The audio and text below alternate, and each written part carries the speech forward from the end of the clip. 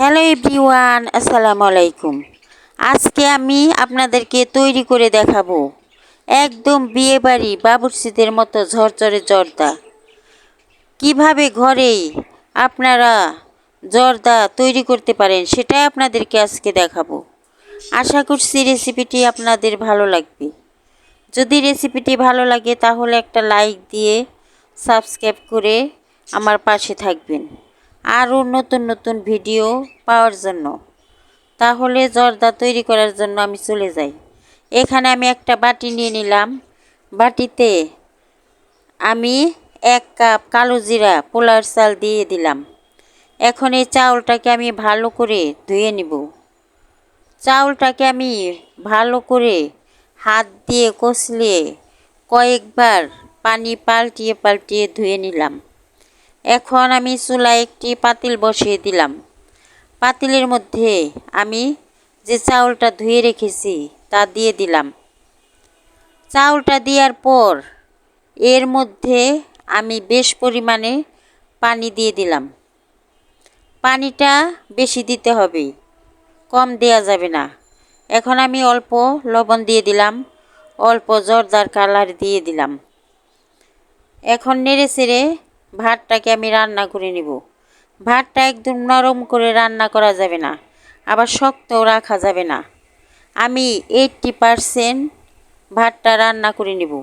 ভাতটা আমার রান্না হয়ে গেছে। এখন আমি চুলার থেকে নামিয়ে নিলাম। নামিয়ে একটা স্ট্রেনারে ভাতটাকে ঢেলে নিলাম।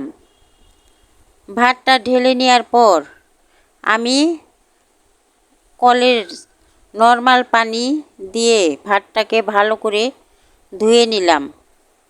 ভাতটাকে ধুয়ে নিতে হবে যাতে একটার গায়ে একটা লেগে না যায়। আমি ভাতটাকে ভালো করে ধুয়ে নিলাম। এখন চুলায় চলে গেলাম। চুলায় একটি প্যান বসিয়ে দিলাম। প্যানে আমি 1 টেবিল চামচ ঘি দিয়ে দিলাম। ঘি দেওয়ার পর 3টা তেজপাতা, 3 টুকরা দারুচিনি, 4টা এলাচ দিয়ে দিলাম। এখন এই মশলাগুলা আমি নেড়ে চেড়ে ঘিয়ের মধ্যে একটু ভেজে নেব। একটু ভেজে নেওয়ার পর আমি যে ভাতটা রান্না করে রেখেছি তা আমি ঘিয়ের মধ্যে দিয়ে দিলাম। ঘিয়ের মধ্যে ভাতটা দেওয়ার পর নেড়ে চেড়ে ভালো করে ঘিয়ের সাথে ভাতটাকে আমি মিশিয়ে নিলাম।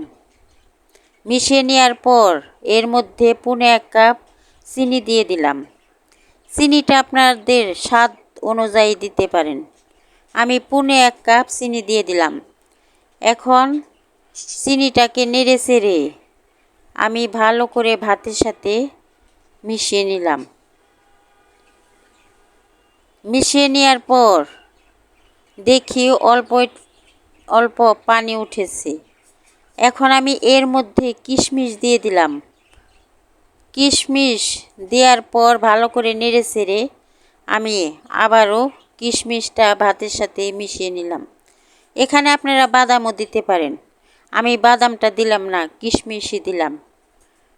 এখন আমি ভালো করে একটু পর পর নেড়ে চেড়ে ভাতটাকে রান্না করে নিব। চিনি দেওয়াতে ভাতের মধ্যে পানি উঠেছে, এই পানিটা শুকিয়ে নিতে হবে। পানিটা আমি নেড়ে চেড়ে ভালো করে শুকিয়ে নিলাম। এখন জর্দাটা আমার প্রায় রান্না হয়ে গেছে। জর্দাটা আমার রান্না শেষ। এখন চুলার থেকে নামিয়ে নিলাম। নামিয়ে একটা প্লেটে বেড়ে নিলাম। উপরে আমি বেবি সুইট মিষ্টি দিয়ে সাজিয়ে নিলাম আর বাদাম দিয়ে সাজিয়ে নিলাম। দেখেন জর্দাটা কত ঝরঝরে হয়েছে।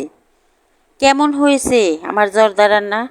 যদি আমার রেসিপিগুলো আপনাদের ভালো লাগে তাহলে একটা লাইক দিয়ে সাবস্ক্রাইব করে আমার পাশে থাকবেন। ধন্যবাদ সবাইকে।